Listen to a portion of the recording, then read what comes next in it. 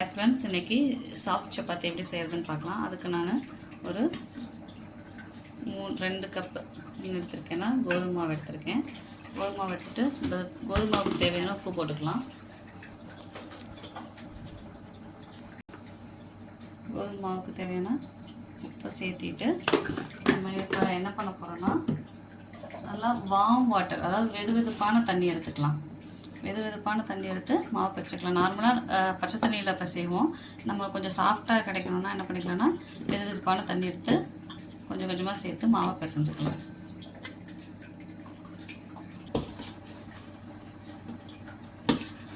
பார்த்திங்கன்னா நல்லா கையில் ஒட்டாமல் நல்லா சாஃப்டாக கிடச்சிச்சா சப்பாத்தி மாவு.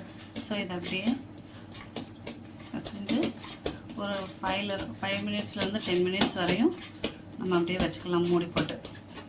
10 மினிட்ஸ் கழித்து எடுத்து பார்த்துட்டு நல்லா சாஃப்டாக இருக்குது. இப்போ என்னதுன்னா உருண்டை பிடிச்சிக்கலாம்.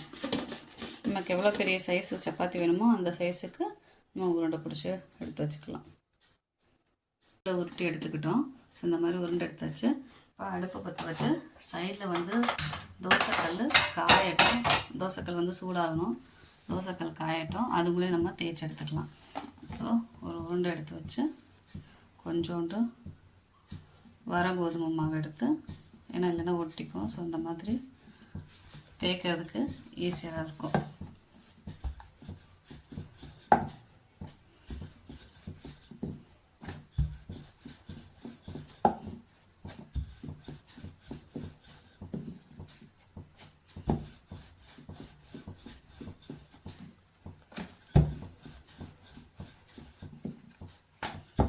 நல்லா திருப்பி போட்டு தேய்ச்சோன்னா நமக்கு ஷேப் கிடைக்கும்.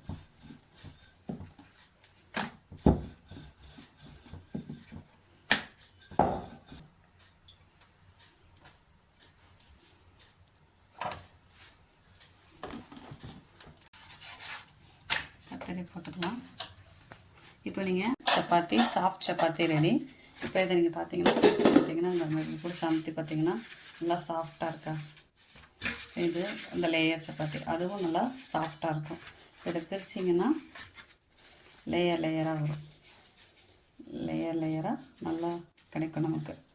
ஸோ இப்போ இதை சாப்பிட்டுக்கலாம். நான் கூட தக்காளி குழம்பு வச்சுருக்கேன், குருமா, இதோட சாப்பிட்லாம். அதே மாதிரி பன்னீர் புர்ஜி எது வேணாலும் நம்ம காம்பினேஷனுக்கு எடுத்துக்கலாம்.